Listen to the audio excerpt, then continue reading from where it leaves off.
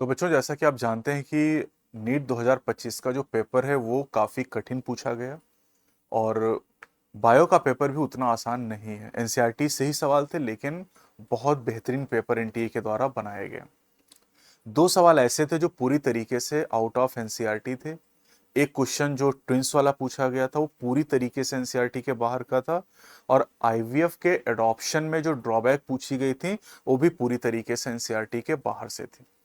बाकी question NCERT के थे। तो इस पेपर की हम लोग एनालिसिस करेंगे और समझेंगे। जो बच्चे 2026 के लिए तैयारी कर रहे हैं उनको भी समझने की ज़रूरत है कि एनसीईआरटी को किस तरीके से पढ़ना है, कैसे क्वेश्चन की प्रैक्टिस करनी है, क्वेश्चन करने की क्या स्ट्रैटेजी होनी चाहिए।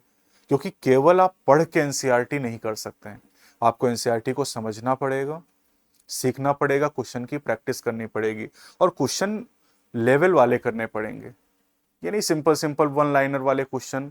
बहुत सारी ऐसी टेस्ट सीरीज जिनमें वन लाइनर क्वेश्चन पूछे जाते हैं। अभी नीट 2025 के लिए हमने 17 टेस्ट की एक सीरीज पूरी बनाई थी, जिसके 5 टेस्ट लास्ट में फ्री भी कर दिए गए थे बच्चों के लिए। उसमें आप देखिए तो उसमें assertion, reason, statement, option in option type के क्वेश्चन ज़्यादा रहते थे। बच्चों को पेपर लेंदी लगता था, लेकिन जैसे मैंने एक वीडियो पहले ही बनाई थी कि क्या इस बार नीट का पेपर कठिन आएगा, उसमें मैंने कहा था कि हाँ बिल्कुल कठिन आएगा पेपर इस बार।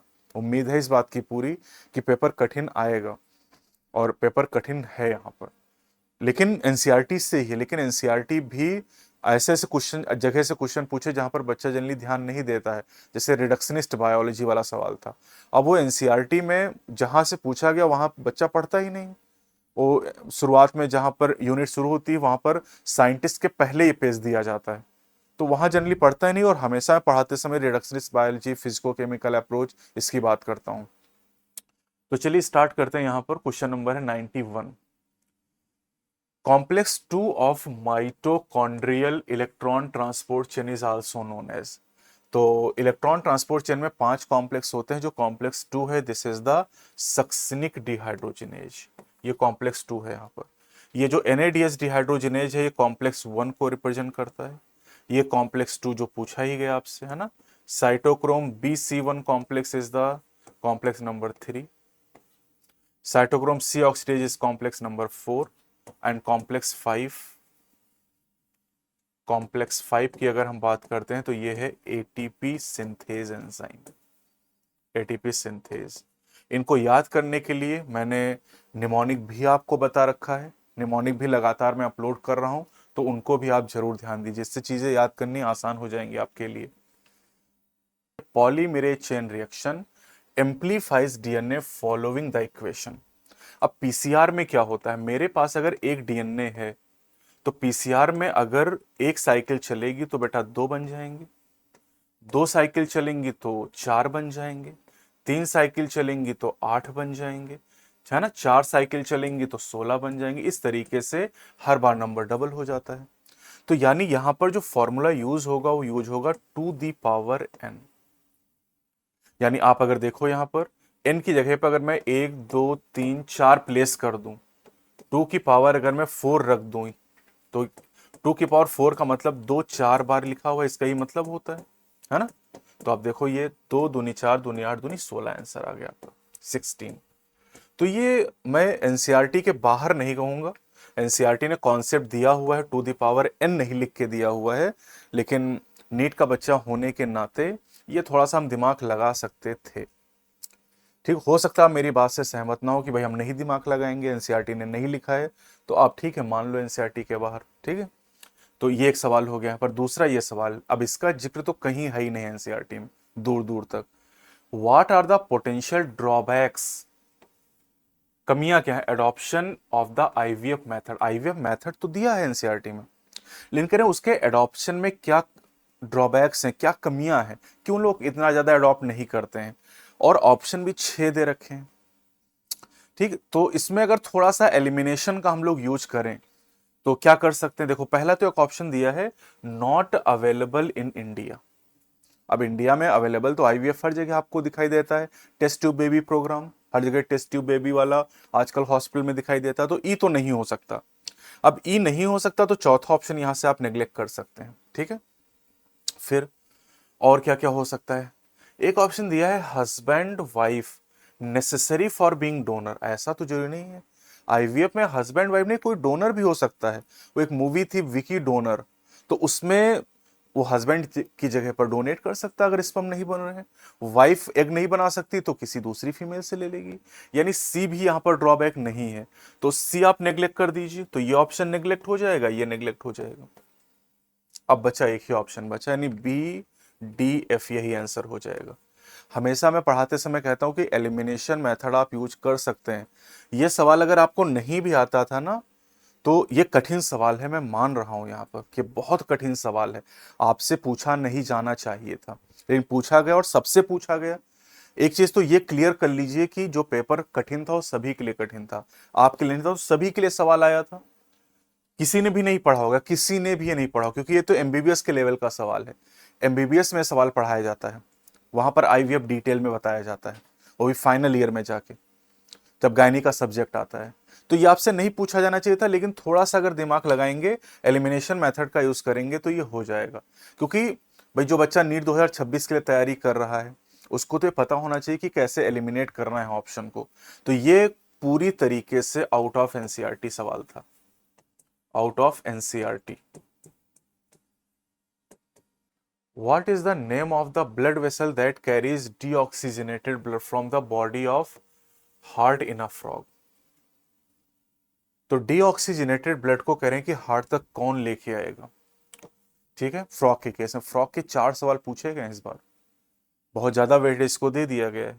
तो देखिए, जो डीऑक्सीजनेटेड ब्लड है उसको हार्ट तक फ्रॉग में लाने का काम कौन करेगा, वेना केवा। वेना केवा यहां पर हो जाएगा। Which of the following statement refer to reductionist biology, इसी सवाल की मैं बात कर रहा था। तो रिडक्शनिस्ट बायोलॉजी क्या होता है, this is physico chemical approach to study and understand living organism. करें लिविंग की स्टडी के लिए या बायो को समझने के लिए जो फिजिक्स और केमिस्ट्री के कॉन्सेप्ट हम अप्लाई करते हैं उसी को रिडक्शनिस्ट बायोलॉजी कहा जाता है। स्टेटमेंट 1 क्या कह रहा है यहां पर, in the RNA world, RNA is considered the first genetic material, बिल्कुल RNA was the first genetic material, evolved to carry out essential life process. RNA act as genetic material and also as a catalyst for some important biochemical reaction in living system being reactive RNA जाने still बहुत सारी बातें लिख दी हैं और सब सही है। स्टेटमेंट 2 क्या कह रहा है कि डीएनए इवॉल्व फ्रॉम आरएनए, बिल्कुल सही बात है, डीएनए का इवोल्यूशन आरएनए से हुआ। and is more stable genetic material. Its double helical strand being complementary, resist changes by evolving repair mechanism. तो यानी दोनों स्टेटमेंट यहां पर करेक्ट हो जाएंगे। मॉलिकुलर बेसिस ऑफ इनहेरिटेंस का सवाल है। Epiphyte that are growing on a mango branch is an example of which of the following. तो ऑर्किड जो होता है वो एपिफाइट के रूप में ग्रो करता है मैंगो ब्रांच के ऊपर, और ये एग्जाम्पल है कॉमेंसलिज्म का, क्योंकि जो एपिफाइट होते हैं उनको तो फायदा होता है, मैंगो को ना कोई फायदा ना ही कोई नुकसान, तो +0 टाइप का रिलेशन है commensalism. From the statement given below choose the correct option. The eukaryotic ribosome are 80s and prokaryotic ribosome are 70s, बिल्कुल सही, एनसीईआरटी ने लिखा है। ईच राइबोसोम हैज 2 सब यूनिट, ये भी सही बात है। The 2 subunit of 80s ribosome are 60s and 40s and that of 70s are 50s and 30s, ये भी सही बात है। The 2 subunit of 80s are 60s and 20s, गलत है ये। The 2 subunit of 80s are 60 and 30s, ये भी गलत है। तो A, B, C are true हो जाएगा, यानी फर्स्ट ऑप्शन होगा। Which one of the following is an example of ex situ conservation? तो एक्स सीटू कंजर्वेशन है, ऑफ साइट कंजर्वेशन की बात करें तो zoos and botanical garden ex situ है, national park, wildlife sanctuary, protected areas, ये in situ conservation के example हो जाएंगे। The primary source of energy in an ecosystem is solar energy, बिल्कुल सही बात है। The rate of production of organic matter during photosynthesis in ecosystem is called net primary productivity, गलत बात है क्योंकि ये ग्रॉस प्राइमरी प्रोडक्टिविटी होती है, तो ये तो गलत बात हो गई। तो statement 1 is correct but statement 2 is incorrect. Option number 3 हो जाएगा यहाँ पर, ऑप्शन 3 हो जाएगा यहाँ। एम्फिसिमा लिस्ट मैच करनी, यहाँ पर चारों ऑप्शन अलग अलग चैप्टर से लिए गए। एम्फिसिमा जो लिया गया चैप्टर 14 से लिया गया है, angina chapter 15, glomerulonephritis chapter 16, tetany chapter 17 से लिया गया। 17 नहीं, ये तो चैप्टर टिटैनी आ जाएगा आपका, हाँ 17 से ही आ जाएगा। 17 is the locomotion and movement, हाँ ठीक है। अब एम्फिसिमा क्या है? Emphysema is the damage alveolar wall and decreased respiratory surface. Angina pectoris, acute chest pain when not enough oxygen is reaching to heart muscle. Glomerulonephritis, inflammation of glomeruli of kidney, and tetany is rapid spasm in muscle due to low calcium in body fluid. तो 2 3 4 1 2 3 4 1 यानी चौथा option हो जाएगा। Assertion कह रहा है कि both wind and water pollinated flower are not very colourful and do not produce nectar. बिल्कुल सही बात है। रीजन कह रहा है the flower produce enormous amount of pollen grain in wind and water pollinated flower. ये भी सही, लेकिन यहाँ पर रीजन असर्शन को एक्सप्लेन नहीं कर रहा है, क्योंकि विंड और वाटर पॉलिनेटेड फ्लावर कलरफुल नहीं होते, नेक्टर नहीं प्रोड्यूस करते हैं, क्योंकि इनको अट्रैक्ट नहीं करना होता। ये इसका रीजन होना चाहिए। तो दोनों सही है, लेकिन करेक्ट एक्सप्लेनेशन नहीं है, सेकंड ऑप्शन हो जाएगा। Which of the following is an example of non-distilled alcoholic beverages? तो बिना डिस्टिलेशन के प्रोड्यूस किया जाता है किसको? बिना डिस्टिलेशन के वाइन एंड बियर को। तो बियर यहां पर हो जाएगा। वाइन बियर को बिना डिस्टिलेशन के, विस्की ब्रांडी और रम को डिस्टिलेशन से प्रोड्यूस किया जाता है। स्टेटमेंट 1 कह रहा है in the formula, in floral formula this symbol stand for zygomorphic. गलत है, क्योंकि जाइगोमॉर्फिक के लिए सिंबल होता है ये परसेंटेज वाला। एंड द जी के नीचे डैश लगा है तो करें ये इंफीरियर है? नहीं, इंफीरियर ओरी में जी के ऊपर डैश लगाते हैं, तो ये तो गलत बात हो गई। In the floral formula this symbol stand for actinomorphic, हाँ रेडियल सिमेट्री हो जाएगी। एंड फ्लावर में ये जो सिंबल है दिस स्टैंड फॉर सुपीरियर ओरी, ये सही बात है। तो statement 1 is incorrect but statement 2 is correct. चौथा ऑप्शन हो जाएगा मॉर्फोलॉजी। स्ट्रेप्टोकाइनेज, अब ये बायोएक्टिव मॉलिक्यूल, इसके बिना तो पेपर बनता नहीं, हमेशा मैं कहता हूं। Streptokinase produced by bacterium streptococcus is used for. तो स्ट्रेप्टोकाइनेज जो होता है removing clot from blood vessel, यानी क्लॉट बस्टर के तौर पे यूज किया था। क्लॉट बस्टर के तौर पे इसका यूज किया जाता है। और ऑप्शन भी ऐसे दे रखे हैं, मतलब एक बार यहां पर अगर ब्लड कोलेस्ट्रॉल लोअरिंग एजेंट देता, इम्यूनोसप्रेसिव एजेंट देता, तो कंफ्यूजन भी होता। कोई कंफ्यूजन नहीं है। Which chromosome in the human genome has the highest number of gene? बहुत बार रिवाइज कराया मैंने, और आपके आरटीएस में मैंने बहुत बार पूछा है। तो क्रोमोसोम 1 जो है, इस पे सबसे ज्यादा जीन होते हैं 2968, और क्रोमोसोम वाई पे सबसे कम फीवेस्ट होते हैं 231 जीन पाए जाते हैं। तो थर्ड ऑप्शन हो जाएगा। Which are the following statement is correct about location of the male frog copulatory pad? अभी लेटेस्ट आखिरी के 3 दिन, यानी 1 मई 2 मई 3 मई को मैंने 13 घंटे में पूरे 32 चैप्टर आपको रिवाइज कराए। उसमें ये पॉइंट क्या, 90 में से, भाई 90 में से 2 सवाल तो बाहर के ही आए हैं। अब 75 सवाल ऐसे हैं जो सीधे सीधे मैंने बताए आपको, केवल 13 घंटे में 75 सवाल। वो सब एक एक चैप्टर मैंने 15 20 25 मिनट में रिवाइज कराया था। और आप देखिएगा, मतलब अगर आप एनसीईआरटी को पूरे साल भर अच्छे से पढ़ें और प्रॉपर तरीके से आखिर में रिवाइज कर लें, तो सीधे सीधे वही सवाल आपको मिल जाएंगे। तो first digit of 4 limb, number 4। Which one of the following phyto hormone promote nutrient mobilisation? ये सब आखिरी में आपको रिवाइज करा 1 2 3 तारीख को। Which help in the delay of leaf senescence? तो ये हमारा जो हार्मोन है साइटोकाइनिन हो जाएगा, number 4। While trying to find out the characteristic of newly found animal, a researcher did the histology of adult animal and observe a cavity with presence of mesodermal tissue towards the body wall, but no mesodermal tissue was observed towards the alimentary canal. What could be the possible coelom of that animal? तो देखो यहाँ पर एक चीज तो clear है कि coelom है, बॉडी कैविटी है, तो एसिलोमेट तो नहीं हो सकता। स्पॉन्जोसिलोमेट जैसा कोई नाम है ही नहीं। अब बचे 2 ऑप्शन। जो साइजोसिलोम है ये ट्रू सिलोम होता है। ट्रू सिलोम जो होता है उसमें 2 कैटेगरी होती है, साइजोसिलोम एंड एंट्रोसिलोम। लेकिन यहां पर कह रहा है कि मीजोडर्मल और ट्रू सिलोम अगर है तो एलिमेंट्री कैनाल की तरफ भी मीजोडर्म होगा, तो ये भी खत्म हो गया। तो एक ही बचा ऑप्शन स्यूडोसिलोम। वैसे एनसीईआरटी में स्यूडोसिलोम का मतलब क्या दिया हुआ है कि जो मीजोडर्म है स्कैटर्ड पाउचेस के फॉर्म में होगा। तो इस तरह का सवाल वैसे एनटीए को बनाना नहीं चाहिए था, लेकिन बना दिया है।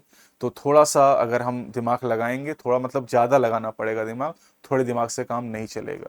तो ये भी आप मान सकते हैं कि भैया इस तरह के सवाल एनटीए को नहीं बनाने चाहिए, क्योंकि इसका लेवल भी नीट के ऊपर का और एनसीईआरटी में इस तरह से कोई लैंग्वेज दी भी नहीं गई है।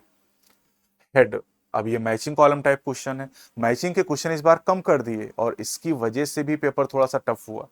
तो हेड जो होता है स्पर्म का, उसमें जेनेटिक मटेरियल होता है, क्योंकि हेड के अंदर ही न्यूक्लियस होता है। मिडिल पीस में माइटोकॉन्ड्रिया होते हैं जो स्पर्म को एनर्जी प्रोवाइड करते हैं, है ना।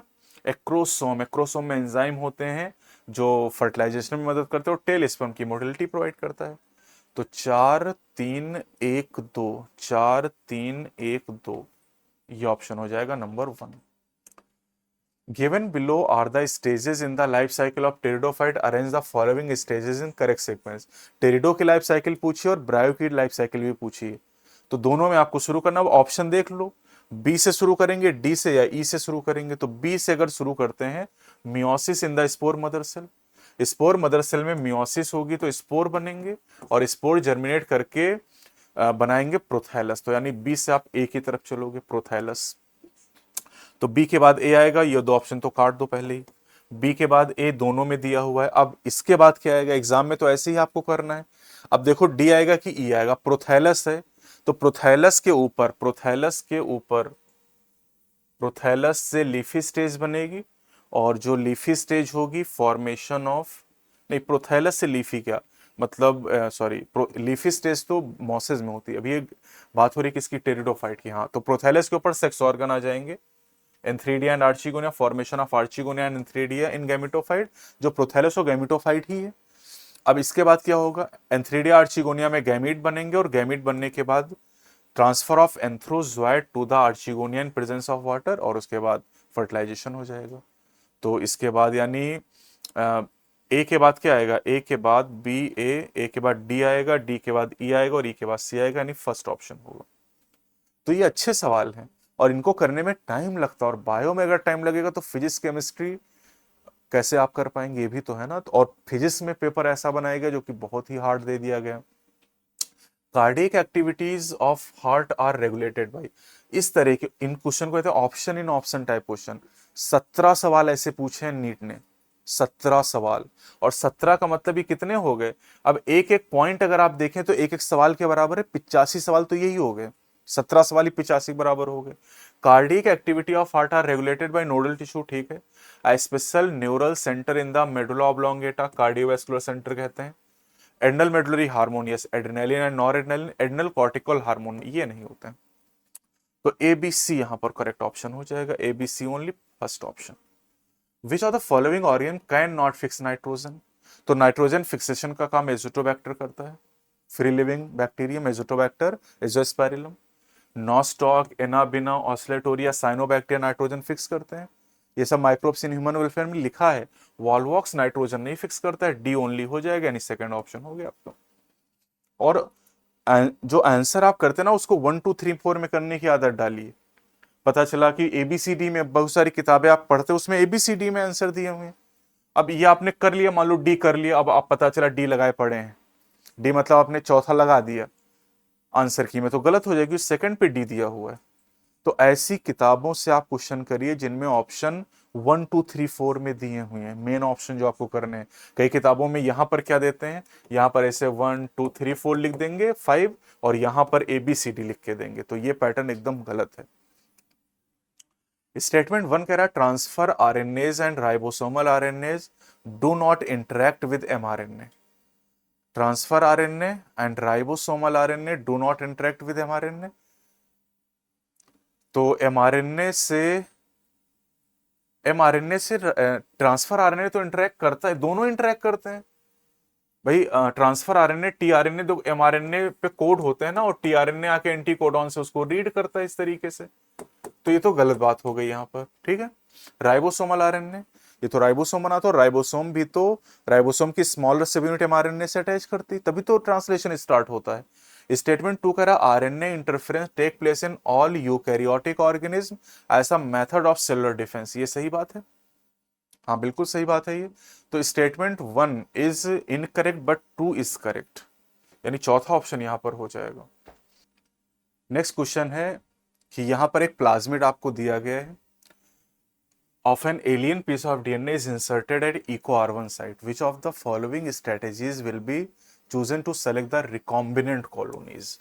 तो ये तो हमेशा मैं आपको सीधे ही याद करा भी देता हूं और कॉन्सेप्ट भी लगा लेते हैं। पहले तो कॉन्सेप्ट देख लेते हैं। यहां पर देखो, ये बीटा गैलेक्टोसाइडेज जीन यहां पर दिया हुआ है, यहां से लेके यहां तक, ठीक है। और ये इको R1 आपको दिखाया गया है। तो इको R1 पे अगर कट करेगा, इको R1 पे अगर आर कट करेगा, और यहां पर कह रहे हैं कि above represented plasmid of alien DNA of is inserted, Eco R1 पे अगर इंसर्ट यहां पर कट करेंगे, तो आप जानते हैं जैसे ही इको R1 यहां पर कट करेगा, बीटा गैलेक्टोसाइडेज की प्रॉपर्टी खत्म हो जाएगी, और बीटा गैलेक्टोसाइडेज की प्रेजेंस में ब्लू कॉलोनी आती। अगर बीटा गैलेक्टोसाइडेज की प्रॉपर्टी खत्म हो जाएगी तो कलरलेस कॉलोनी होगी, रिकॉम्बिनेंट कलरलेस यानी व्हाइट कलर की कॉलोनी होंगी। यहां पर सीधा सा है, ये इंसर्शनल इनएक्टिवेशन वाला केस है। और अभी लेटेस्ट में मैंने ये बताया था कि आप इस बात को याद रखिएगा सीधे, कि अगर रिकॉम्बिनेंट है तो कलरलेस कॉलोनी प्रोड्यूस करेगा। Which of the following genetically engineered organism was used by Eli Lilly to prepare human insulin? तो एली लिली ने ई कोलाई बैक्टीरियम का यूज किया था। Name the class of enzyme that usually catalyse the following reaction, जहां पर G is the group other than hydrogen, S is a substrate and S hashtag is another substrate. तो देखो S के साथ G attach था, reaction के बाद S dash के साथ आ गया, मतलब ये ट्रांसफर हुआ ग्रुप। तो ट्रांसफर कौन कराएगा? ट्रांसफरेज, सीधा सा है, एनसीईआरटी में दिया हुआ है। बस वहां पर ऐसे दिया हुआ है, एस के साथ जी अटैच है प्लस एस डैश दिया था वहां पर, और रिएक्शन के बाद कुछ ऐसा यहां पर हो जाएगा। तो बस डैश की जगह उसने हैज लगा दिया, हैश टैग, खत्म बात। तो ये एनसीईआरटी में दिया हुआ है, और 6 क्लास टोटल एंजाइम के होते हैं, उसके लिए भी निमोनिक बताया रखा है मैंने। Find the statement that is not correct with regard to the structure of monocot system. तो मोनोकॉट सिस्टम में लिखा हाइपोडर्मिस इज पैरेनकाइमेटस, गलत है। हाइपोडर्मिस यहां पर स्क्लेरन काइमेटस होती है, स्क्लेरन काइमेटस हाइपोडर्मिस।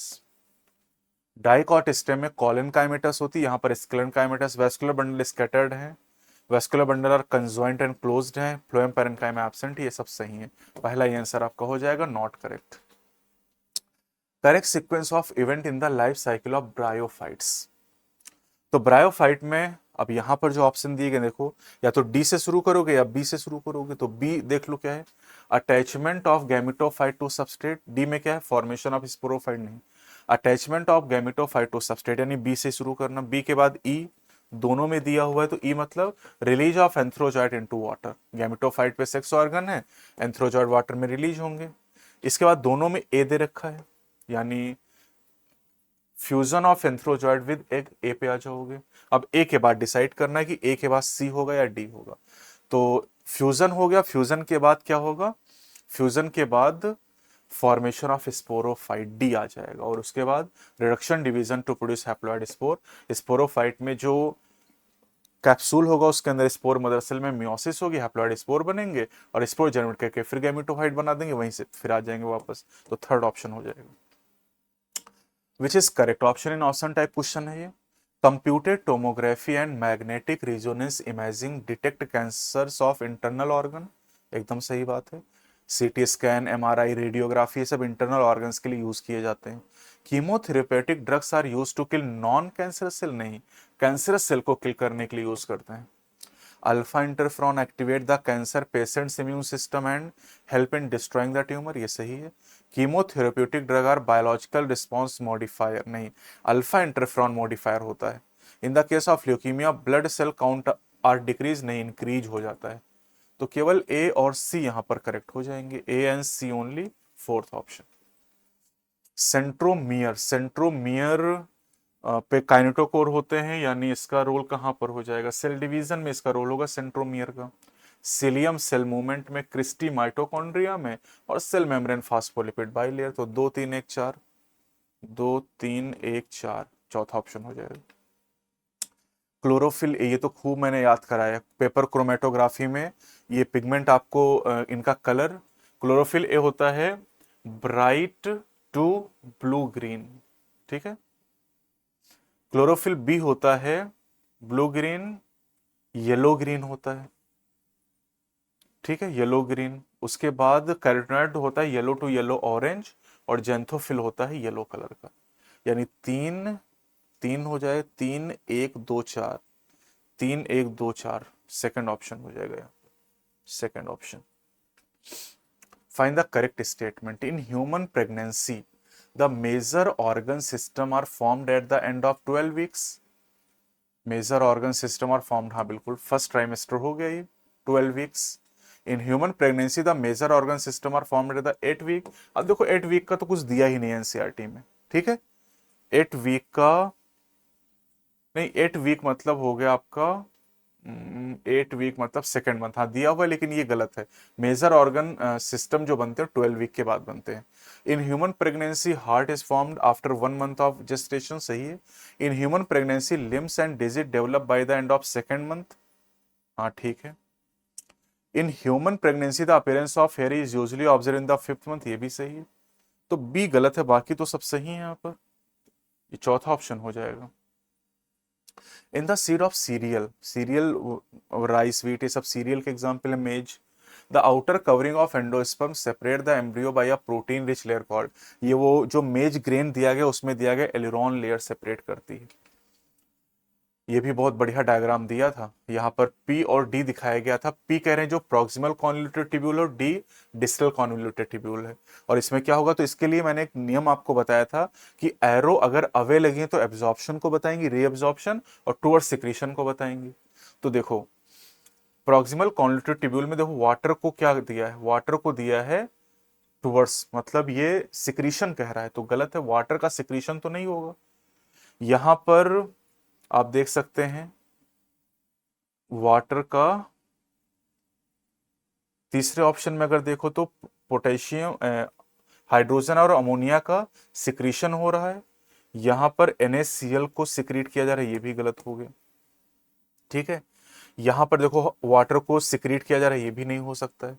यहां पर हाइड्रोजन आयन और अमोनिया को पीसीटी में सिक्रीट कर रहे हैं और डीसीटी में पोटेशियम आयन और हाइड्रोजन आयन को सिक्रीट कर रहे हैं, सेकंड ऑप्शन हो जाएगा। ये एनसीईआरटी में एक डायग्राम दिया हुआ है फंक्शंस ऑफ द ट्यूब्यूल्स में, वहां से आपको क्वेश्चन बना के देगा, बहुत बेहतरीन सवाल है।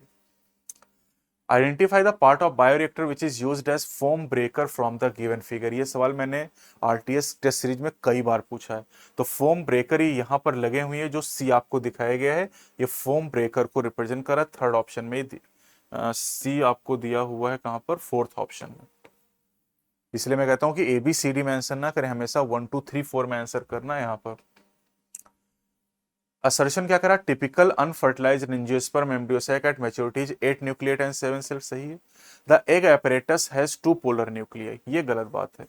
एग एपरेटस की बात करें बेटा, तो एग एपरेटस में क्या होता है, एग एपरेटस में देखो 2 पोलर न्यूक्लियस सेंट्रल सेल में होती हैं। जो एग एपरेटस होता है, एग एपरेटस में एक एग सेल होती है और 2 सिनर्जिड्स होती हैं। तो ये असर्शन तो ट्रू है, लेकिन रीजन फॉल्स हो जाएगा, third option. A specialized membranous structure in a prokaryotic cell which help in cell wall formation, DNA replication and respiration age. Specialized membranous structure, हाँ ये मीजोसोम की बात कर रहा है, मीजोसोम ऐसा करता है। Which of the following are the post transcriptional event in eukaryotic cell? Post transcriptional यानी ट्रांसक्रिप्शन के बाद की घटनाएं पूछ रहा है। तो ट्रांसक्रिप्शन के बाद क्या बनता है, HNRNA बनता है। तो कह रहे हैं HNRNA बनने के बाद क्या होगा, तो transport of pre mRNA to cytoplasm prior to splicing, नहीं। प्री mRNA मतलब HNRNA की बात कर रहा है, तो कह रहे बिना स्प्लाइसिंग के साइटोप्लाज्म में भेज देंगे, नहीं। Removal of intron and joining of exon, सही है। Addition of methyl group to 5 prime end of HNRNA, methyl group मतलब वो मिथाइल गुआनोसिन ट्राइफॉस्फेट की बात कर रहा होगा, देख लेते हैं। Addition of adenine residue at 3 prime end of HNRNA, सही है। बेस पेयरिंग ऑफ 2 कॉम्प्लीमेंट्री, ऐसा तो कुछ नहीं होता है। तो BD ऑप्शन ऐसा कुछ है नहीं, यानी सी वाला भी हम लोग मान लेंगे। वैसे मिथाइल की जगह पर लिखना चाहिए था मिथाइल गुआनोसिन ट्राइफॉस्फेट, लेकिन ऑप्शन के हिसाब से यहाँ पर BCD सही हो जाएगा। What is the pattern of inheritance for polygenic trait? अब पॉलीजेनिक ट्रेट एनसीईआरटी में दी गई और इसमें ह्यूमन हाइट और ह्यूमन स्किन कलर दिया हुआ है। Human height and human skin colour 2 example दिए हुए हैं पॉलीजेनिक इनहेरिटेंस के लिए। अब एनसीईआरटी में डायरेक्टली तो कुछ नहीं लिखा इसके बारे में, लेकिन थोड़ा दिमाग लगाते हैं। पहली चीज पॉलीजेनिक इनहेरिटेंस में देखो यहां लिखा है कि autosomal dominant pattern, x linked recessive inheritance pattern, और ये दोनों क्या है, मेंडेलियन इनहेरिटेंस पैटर्न है ना, ये दोनों मेंडेलियन। तो तीन ऑप्शन तो नहीं हो सकते हैं, क्योंकि मेंडेलियन इनहेरिटेंस में, मेंडेलियन डिसऑर्डर में ये दोनों आते हैं। ऑटोसोमल डोमिनेंट में वो मायोटोनिक डिस्ट्रॉफी आता है, एक्स लिंक्ड रिसेसिव में आता है हीमोफीलिया एंड कलर ब्लाइंडनेस। तो ये तीन ऑप्शन तो नहीं होंगे पॉलीजेनिक के लिए, एक ही बचा नॉन मेंडेलियन इनहेरिटेंस पैटर्न, तो यही आपका आंसर हो जाएगा। तो ये जो पॉलीजेनिक ट्रेट वाला ये सवाल है, ये सीधे तो एनसीईआरटी में नहीं दिया गया, लेकिन एक चीज से आप सवाल कर सकते हैं, मेंडेलियन इनहेरिटेंस में कहीं भी पॉलीजेनिक का या प्लियोट्रॉपी का जिक्र नहीं किया गया है। तो polygenic inheritance non Mendelian inheritance pattern यहां पर फॉलो करेगा। Which of the following enzyme contain haem as prosthetic group? दो एग्जाम्पल दिए गए, कैटालेज दिया गया और पेरोक्सिडेज दिया गया है, जो कि हाइड्रोजन पेरोक्साइड को वाटर ऑक्सीजन में कन्वर्ट करते, कैटलेज यहां पर दिया हुआ है। 132 ये एक सवाल है, ये कोड 45 के क्वेश्चन है। Each of the following characteristic represent a kingdom proposed by Whittaker, arrange the following in increasing order of complexity of body organisation, complexity of body organisation. अब ये सवाल कॉम्प्लेक्सिटी ऑफ बॉडी ऑर्गेनाइजेशन के क्रम में arrange करना है। Whittaker के 5 kingdom है, कौन कौन से? मोनेरा, हमेशा मैं जब पढ़ाता हूं तो याद दिलाता हूं कि भैया सीक्वेंस याद करो, Monera, protista, fungi, Plantae and animalia. अब ये सीक्वेंस ऐसा नहीं कि रैंडम सीक्वेंस है, मैं हमेशा कहता हूं कि ये जो सीक्वेंस है ये इवोल्यूशन का सीक्वेंस है, यानी सबसे ज्यादा जो इवॉल्व है वो एनिमल है और सबसे कम जो इवॉल्व है वो मोनेरन्स हैं। तो अब इंक्रीजिंग का है तो सबसे कम से शुरू करोगे ज्यादा कॉम्प्लेक्सिटी की तरफ। तो मोनेरा और प्रोटिस्टा की बात करें तो बेटा ये दोनों ही सेलुलर लेवल का ऑर्गेनाइजेशन शो करते हैं, एनसीईआरटी ने लिखा है, वो जो टेबल बना के आपको दी गई बायोलॉजिकल क्लासिफिकेशन में सेकंड पेज पर राइट साइड में है ना। तो अब यहां पर मोनेरा का पहले फीचर सोचो, यहां पर क्या होगा, तो देखो prokaryote with cell wall made of polysaccharide and amino acid, C से शुरू करना है। अब सी से अगर शुरू करना है तो इसका मतलब है यहां पर ई छूट भी गया है, लेकिन ये दो ऑप्शन तो नहीं हो सकते। सी से स्टार्ट करना है तो सी से स्टार्ट कर लेते हैं। अब सी के बाद देखो ई और ए दोनों ऑप्शन में दिए, यानी सी के बाद ई आएगा, और ई यानी क्या होना चाहिए, प्रोटिस्टा होना चाहिए, देख लो। ई जो दिया गया eukaryote with cellular body organisation, protista की बात है। इसके बाद ए आना चाहिए, तो ए मतलब फंजाई, तो multi cellular heterotroph with cell wall made of chitin, ये फंजाई हो गया, ये मोनेरा हो गया, ये प्रोटिस्टा हो गया, ये फंजाई हो गया। उसके बाद प्लांटी आना चाहिए, तो प्लांटी में क्या करोगे, प्लांटी हेट्रोट्रॉफ तो नहीं है, eukaryotic autotroph with tissue organ level of body organisation, यानी डी आएगा।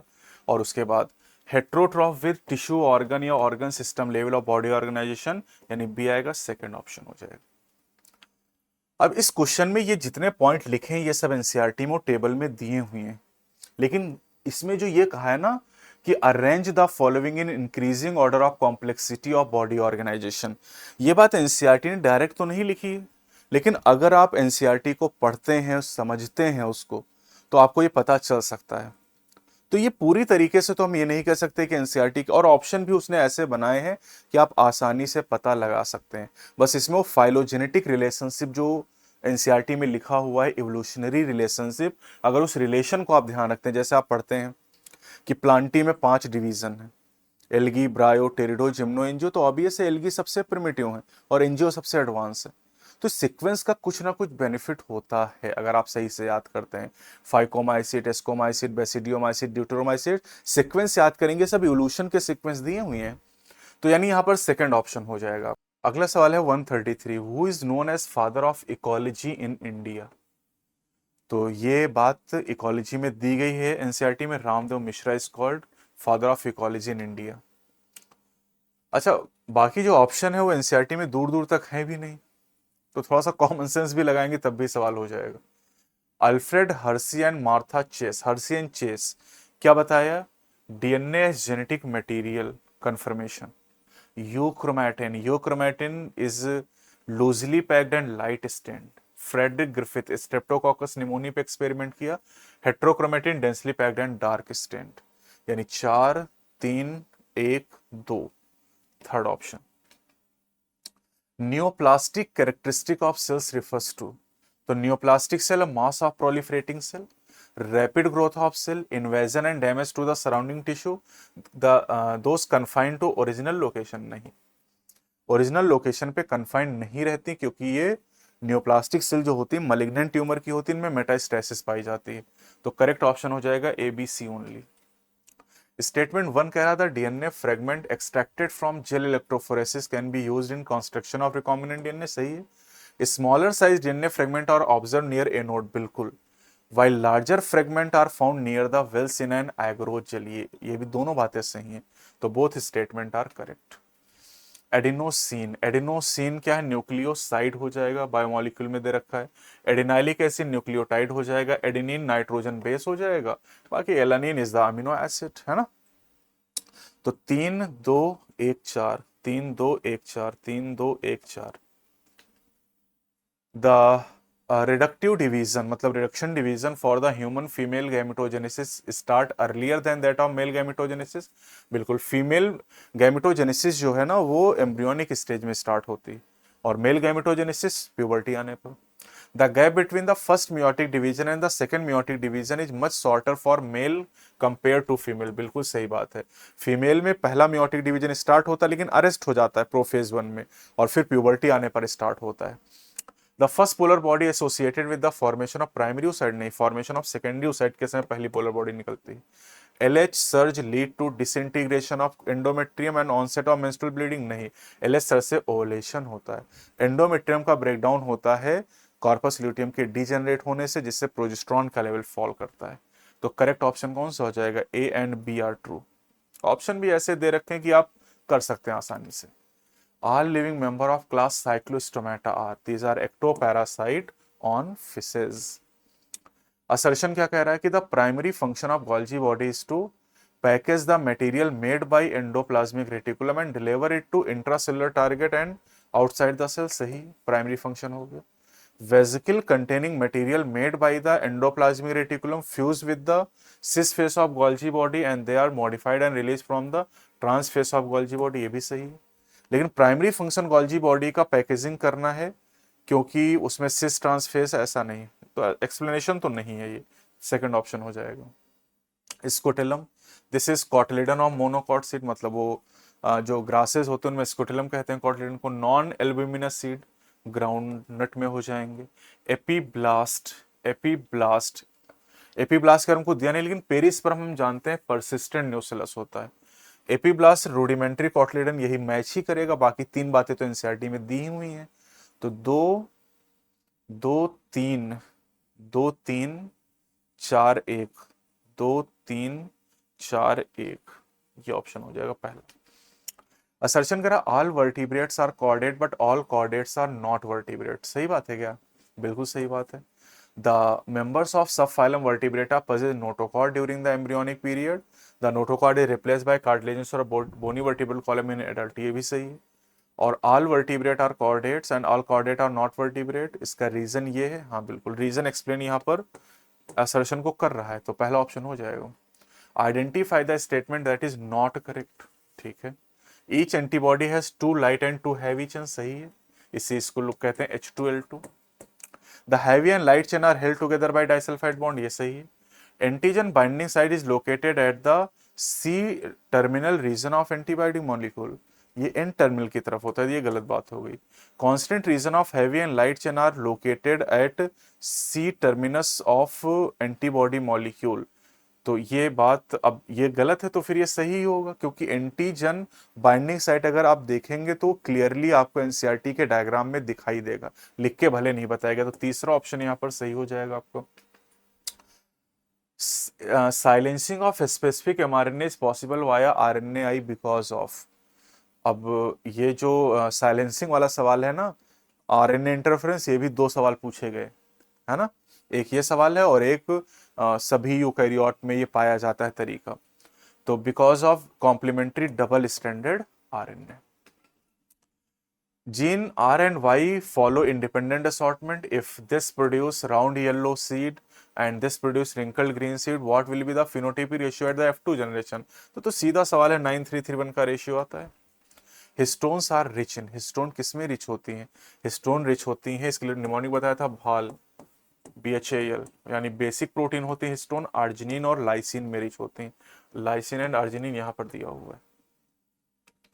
The first menstruation is called, first menstruation को मीनार्की कहा जाता है, और मीनोपॉज आखिरी मेंस्ट्रुएशन होता है। हार्ट, हार्ट से कौन सा हार्मोन निकलता है? ANF, atrial natriuretic factor. Kidney से एरिथ्रोपोइटिन, GIT से सेक्रेटिन, और एनल कॉर्टेक्स एल्डोस्टेरोन। तो यानी यहां हो जाएगा 3-1-4-2, 3-1-4-2। The protein portion of an enzyme is called, protein portion को क्या कहते हैं? एपोएंजाइम कहते हैं, और नॉन प्रोटीन पार्ट को कोफैक्टर कहा जाता है। Which of the following is the unit of productivity in an ecosystem? तो अब प्रोडक्टिविटी कहा है, तो मैंने याद कराया था कि प्रोडक्टिविटी में पर ईयर लगा दो, किलो कैलोरी पर मीटर स्क्वायर पर ईयर हो जाएगा, या ये हो जाएगा ग्राम पर मीटर स्क्वायर, ग्राम पर मीटर स्क्वायर पर ईयर, या आप चाहें तो ऐसे भी लिख सकते हैं, ग्राम पर मीटर स्क्वायर पर ईयर। ये मास के फॉर्म में अगर आप लिखते हैं, वेट के फॉर्म में, और ये एनर्जी के फॉर्म में आप लिखते हैं। अच्छा, ये ग्राम पर मीटर स्क्वायर अगर यहां पर प्रोडक्टिविटी की जगह प्राइमरी प्रोडक्शन पूछता तो ग्राम पर मीटर स्क्वायर या किलो कैलोरी पर मीटर स्क्वायर हो जाता। किलो कैलोरी पर मीटर स्क्वायर या ग्राम, ये प्राइमरी प्रोडक्शन की यूनिट हो जाती, primary production. Sweet potato and potato represent the certain type of evolution, select the correct combination. तो स्वीट पोटैटो रूट मॉडिफिकेशन है, पोटैटो स्टेम मॉडिफिकेशन, ओरिजिन अलग, मतलब एनालॉगस होंगे, और एनालॉगी जो होती है वो कन्वर्जेंट इवोल्यूशन को शो करती है, होमोलॉगी डाइवर्जेंट को शो करती है। यानी एनालॉगी के साथ डाइवर्जेंट आएगा नहीं, और होमोलॉगी है नहीं, होमोलॉगी में सेम ओरिजिन होनी चाहिए। With the help of given pedigree, find out the probability for the birth of a child having no disease। एक ऐसे बच्चे के बारे में पूछा है जिसमें बीमारी ना हो और बीइंग अ कैरियर, ठीक है, इन द F3 जनरेशन। यहां पर F3 जनरेशन दी गई, इनके बारे में सवाल पूछा गया। तो चलिए देखते हैं कैसे इसको सॉल्व करेंगे हम लोग। यहां पर ये कंसेंजीनियस मेटिंग दिखाई गई है, ये अफेक्टेड मेल है, और ये यहाँ सिंबल में सब लिखा हुआ है कि ये जो डॉट अंदर बना हुआ है ये कैरियर फीमेल को बता रहा है। बाकी ये सब तो हम जानते हैं सिंबल, अनअफेक्टेड है, अफेक्टेड है, अनअफेक्टेड है, अफेक्टेड है। ये कैरियर यहाँ पर सिंबल अलग दिया हुआ है, ये एनसीईआरटी में नहीं, लेकिन यहाँ सवाल दिया तो हम इससे कर सकते हैं। तो कैरियर फीमेल है और अफेक्टेड मेल है, इनकी शादी कराई गई, और इनके बच्चों के बारे में पूछा गया कि कितने % ऐसे बच्चे होंगे जो नो डिजीज एंड कैरियर होंगे। तो चलिए सॉल्व करते हैं।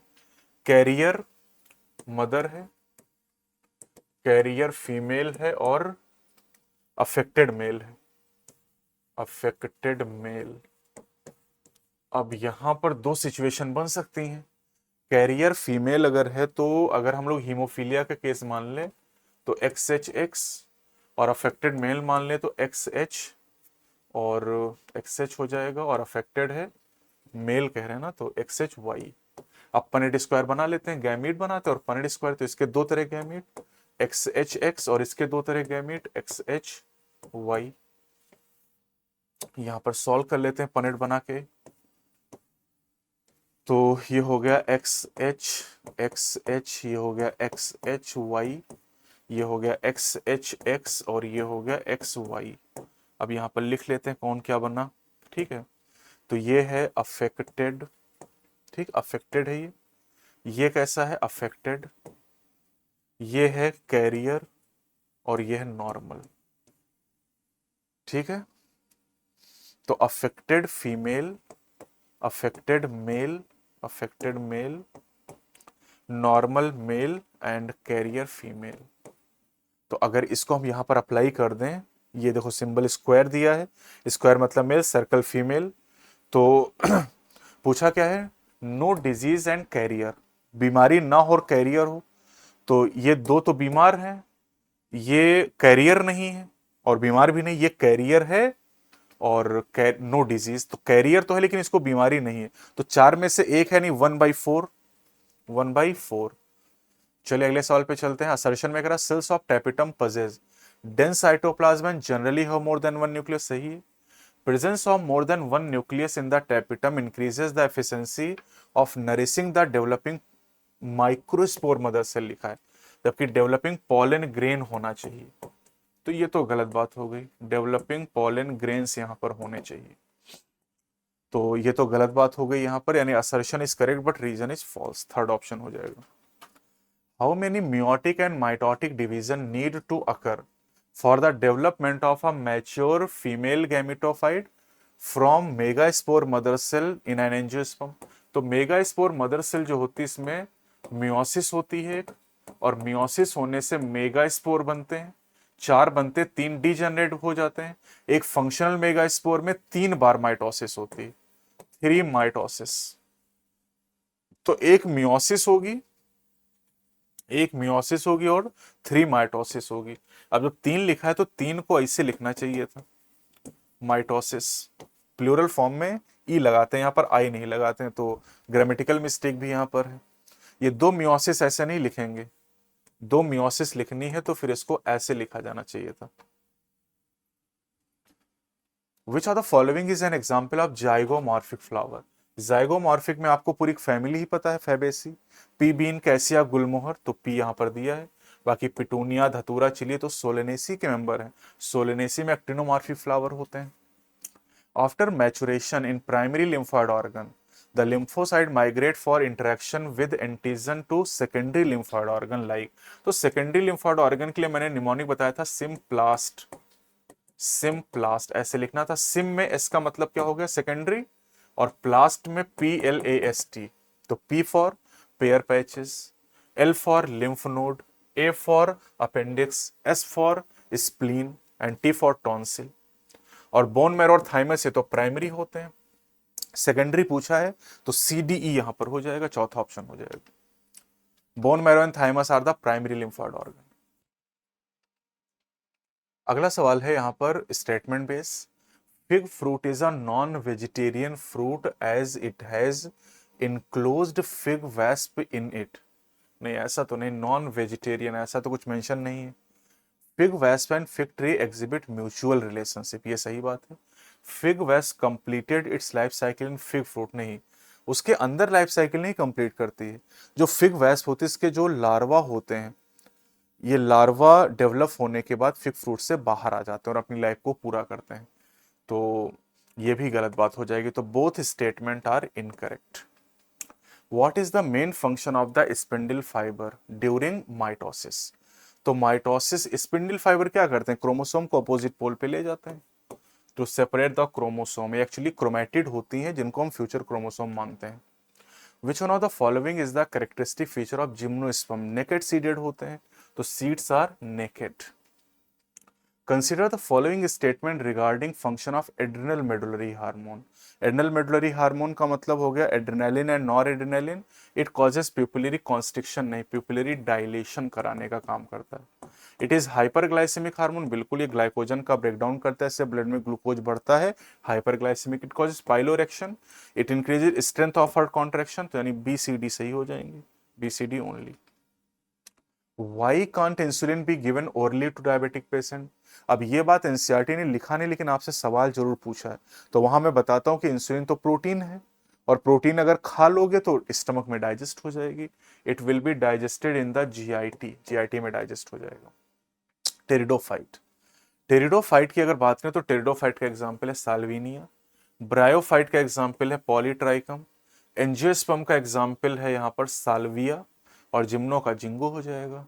तो यानी यहाँ पर हो जाएगा 4 3 1 2, 4 3 1 2, second option. Who propose that the genetic code for amino acid should be made up of 3 nucleotide, तो ये जॉर्ज गैमो ने सबसे पहले सजेस्ट किया था।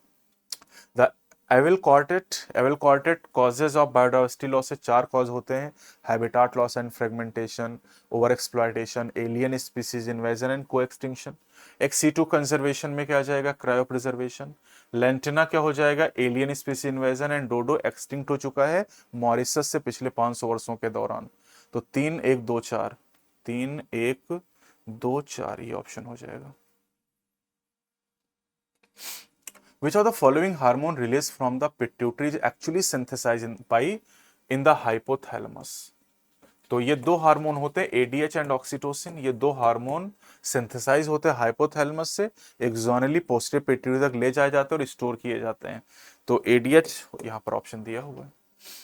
Role of water vascular system में इकाइनोडर्मेट, वाटर वेस्कुलर सिस्टम के लिए मैंने निमोनिक बता रखा है एलसीआर सर्किट, एलसीआर सर्किट आप फिजिक्स पढ़ते हैं वही हो गया। तो L for locomotion, C for capture and transport of food and R for respiration.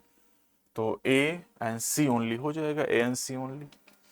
Which of the following type of immunity is present at the time of birth and non specific? तो birth से जो present होती है उसे कहते हैं innate immunity. In bryophyte the Jamie help in which of the following, Jamie जो होते हैं ये एसेक्सुअल बड होते हैं मार्केंशिया में, asexual reproduction. In the frog renal portal system is a special venous connection that act, renal से तो पता चल रहा है कि रीनल मतलब किडनी, और किडनी का ये जो रिलेशन है lower part of the body के साथ है। स्टेटमेंट 1 कह रहा है in ecosystem there is unidirectional flow of energy from sun to producer to consumer, बिल्कुल सही है। Ecosystem are exempted from second law of thermodynamics, नहीं, ecosystem are not exempted from second law, first law से भी exempted नहीं, दोनों law को follow करता है। तो यानी statement 1 is correct but statement 2 is incorrect. Which of the following statement about RuBisCO is true? तो RuBisCO enzyme most abundant protein या एंजाइम है and this catalyse the carboxylation of RuBP. पहला जो स्टेप आपका केल्विन साइकिल का है carboxylation, उसको catalyse करता है। Which of the following enzyme are not essential for gene cloning? तो जीन क्लोनिंग के लिए रिस्ट्रिक्शन एंजाइम चाहिए, डीएनए लाइगेज चाहिए, डीएनए पॉलीमरेज चाहिए, लेकिन डीएनए म्यूटेज सुना ही नहीं है, ही नहीं सिलेबस में। डीएनए रिकॉम्बिनेज, भैया रिकॉम्बिनेज तो रिकॉम्बिनेशन क्रॉसिंग ओवर के समय जरूरत पड़ता है, तो सी और डी नहीं हो जाएगा, है ना, यही ऑप्शन आपका हो जाएगा 1। Read the following and statement on plant growth and development, ठीक है। Parthenocarpy can be induce by oxygen, हाँ बिल्कुल, टोमेटो में पार्थिनोकार्पी को इंड्यूस करता है।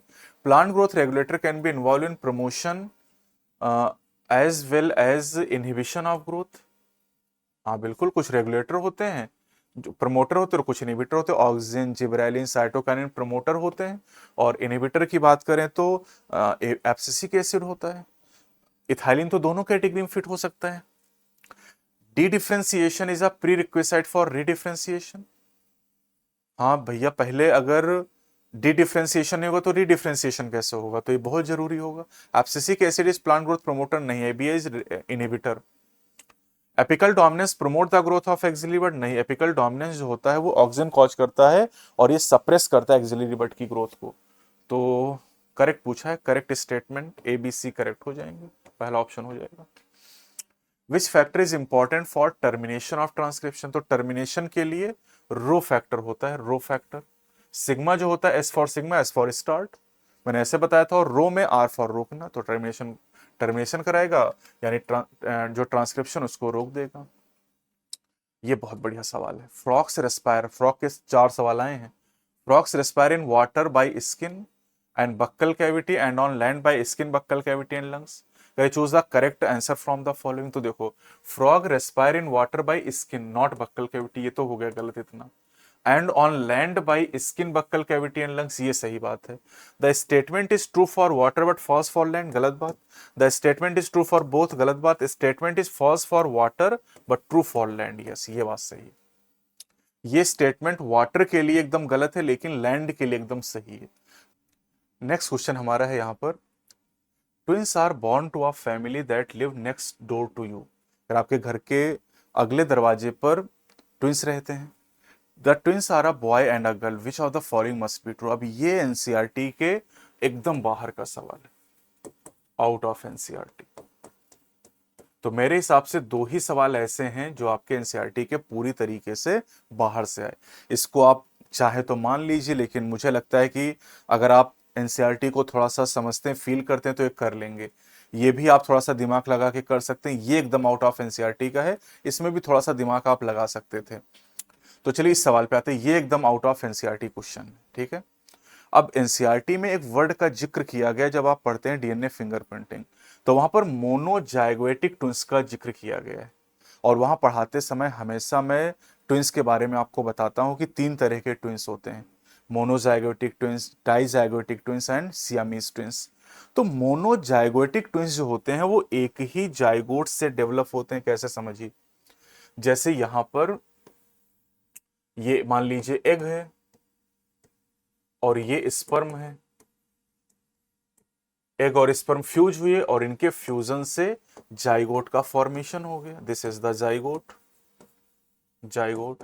अब मान लीजिए कि जो एग है उस एग में तो मान क्या ले, एग में तो एक्स क्रोमोसोम होता है। अगर स्पर्म के पास एक्स है तो फीमेल बनेगी, वाई है तो मेल बनेगा। तो मान लेते वाई है तो यहां पर जाइगोट बना एक्स वाई।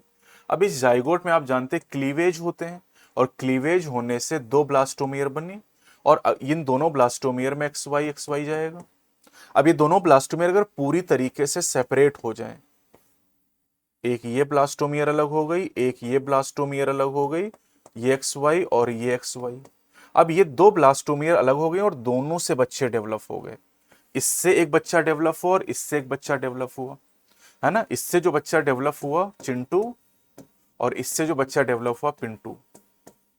अब ये दोनों बच्चे एक ही जाइगोट से डेवलप हुए हैं, तो इनको कहा जाएगा मोनोजाइगोटिक ट्विंस, मोनोजाइगोटिक ट्विंस, क्योंकि ये दोनों एक ही जाइगोट से डेवलप हुए हैं। और यहां पर दोनों ही बच्चे या तो मेल होंगे या दोनों बच्चे फीमेल होंगे।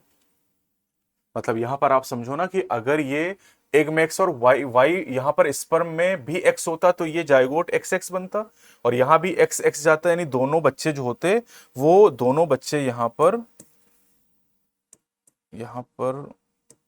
ये भी मेल है, दोनों मेल है। तो अगर दोनों में एक्स एक्स होता तो दोनों फीमेल होती, यानी मोनोजाइगोटिक ट्विंस में हमेशा दोनों बच्चे या तो मेल होंगे या दोनों फीमेल होंगे। डाइजाइगोटिक में क्या होता है, डाइजाइगोटिक में किसी वजह से फीमेल की ओवरी से दो एग रिलीज हो जाते हैं, और स्पर्म की तो कोई कमी है नहीं।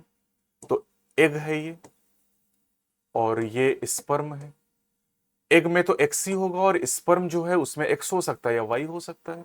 तो यहां पर दो अलग अलग एग हो गए और दो अलग अलग स्पर्म भी हो गए। अब स्पर्म में एक्स भी हो सकता है, वाई भी हो सकता है, मान लेते हैं यहां पर वाई है।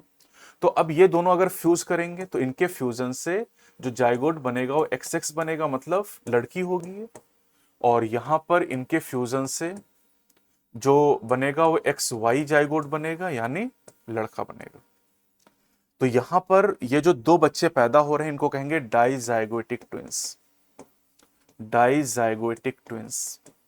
डाइजाइगोटिक ट्विंस में जो दो बच्चे पैदा हो रहे हैं उसमें एक मेल एक फीमेल हो सकता है, दोनों मेल हो सकते हैं, दोनों फीमेल हो सकते हैं, तीनों पॉसिबिलिटी है।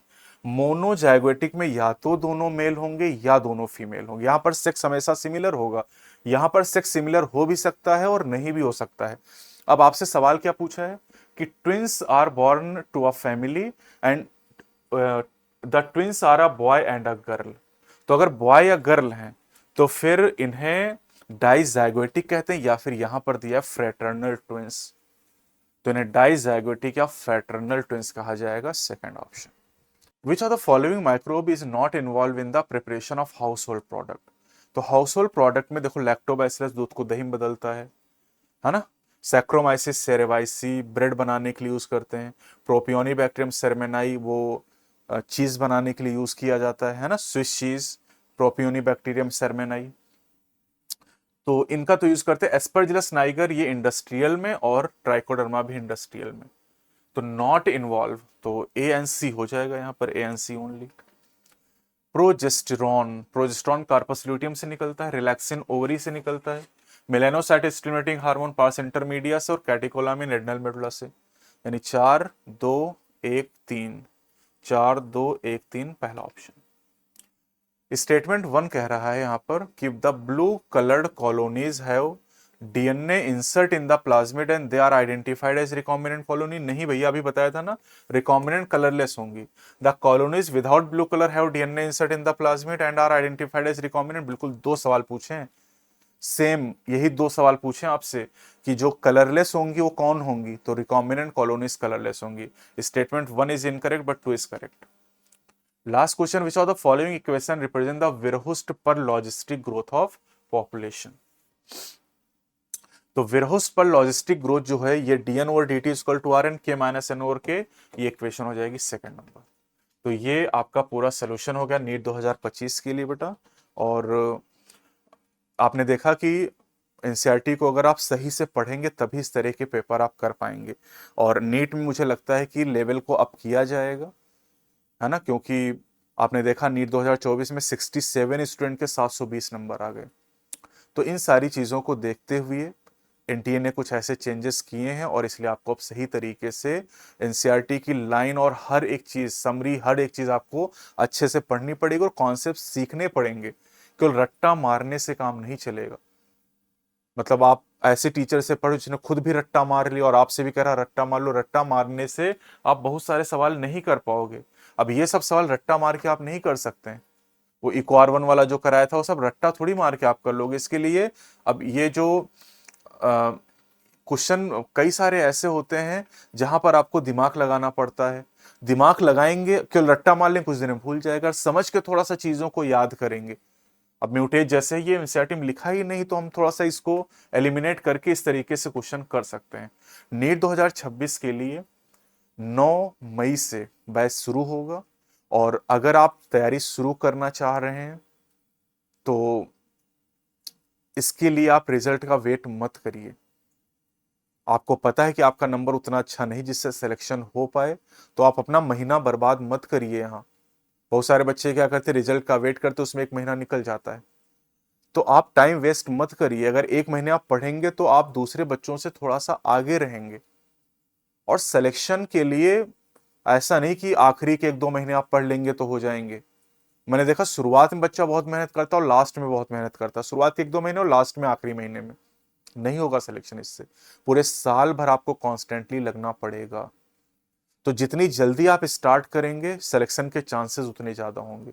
अब आप जून जुलाई में पढ़ाई स्टार्ट करोगे तो उससे आप 1-2 महीने वैसे ही पीछे हो जाओगे। कंपटीशन आप देख ही रहे हो, 23-24-25 लाख बच्चा नीट की तैयारी करता है। तो आप अगर प्रॉपर तरीके से पढ़ोगे, और हम लोगों ने इस बार क्या किया, नीट 2026 के लिए जो बैचेज चल रहे हैं ना, 5 डेज क्लास कर रहे हैं, मंडे टू फ्राइडे। सैटरडे को संडे को आपका ऑफ रहेगा।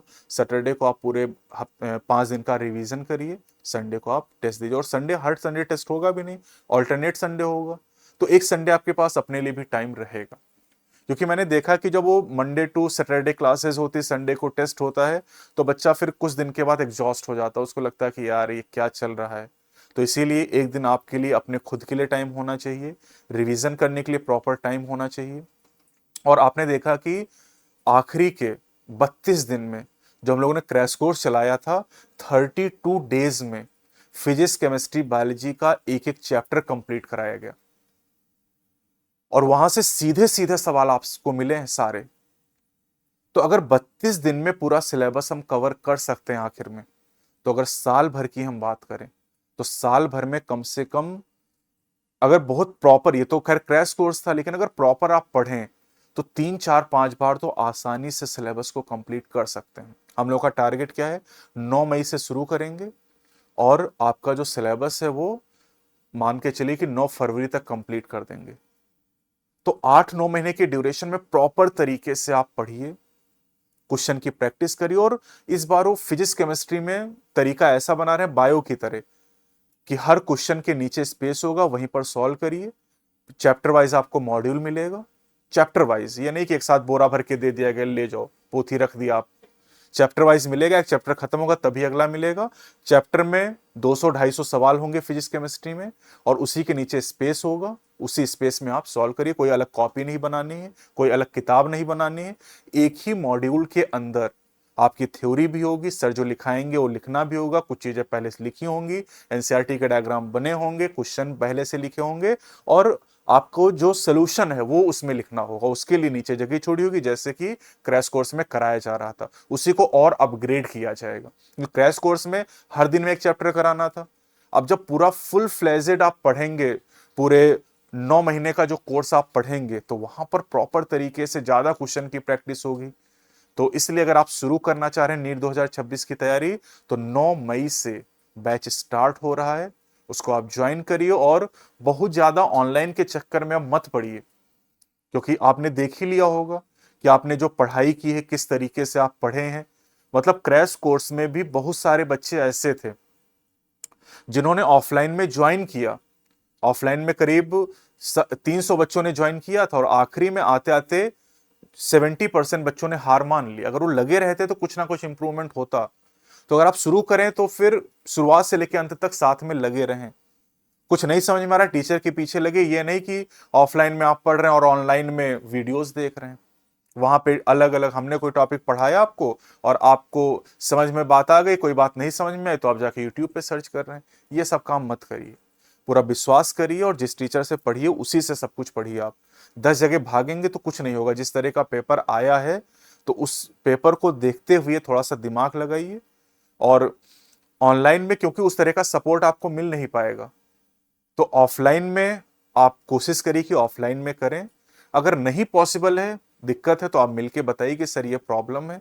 बाकी ये बहुत जरूरी है कि आप जल्दी स्टार्ट करें अगर नीट 2026 के लिए आप तैयारी करना चाहते हैं। क्लियर? तो कोई डाउट है कमेंट सेक्शन बताइएगा, आगे हम लोग मिलेंगे। जय हिंद, जय भारत।